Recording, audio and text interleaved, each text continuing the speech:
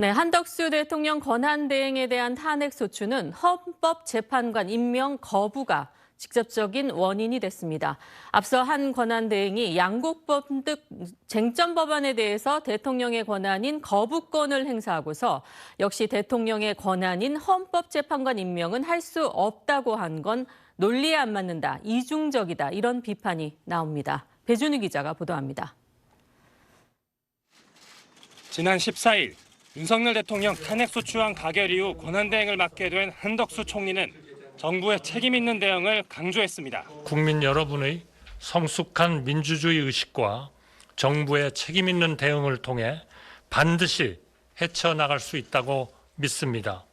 이튿날 곧바로 우원식 국회의장을 면담하며 여야정 협치에 물꼬를 트는 듯했습니다. 의장님의 합리적인 리더십 아래 여야 정부가 협조하여 조속히 국정의 안정이 이루어지기를 기대합니다. 바이든 미국 대통령과 이시바 일본 총리와 통화하는 등 한 대행은 대외 신인도 관리에도 나섰습니다. 하지만 이후 분위기는 급변했습니다.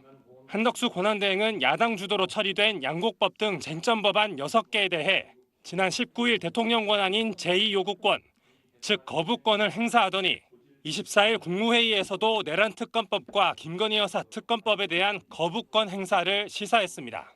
특검 추진과 임명이 헌법과 법률에 따라 한치의 기울어짐 없이 이루어졌다고 국민 대다수가 납득할지 여야가 협상해야 한다고 한 겁니다.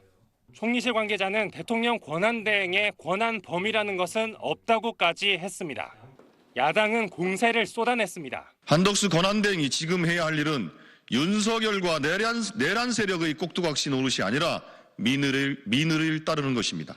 민주당은 국회가 선출한 헌법재판관 3명을 즉시 임명하라고 최후 통첩을 보냈고 이에 대해 한덕수 권한대행이 헌법재판관 선출을 위한 국회 본회의가 열리기 직전 민주당 등 야당의 요구를 거부하면서 상황은 돌이킬 수 없게 됐습니다.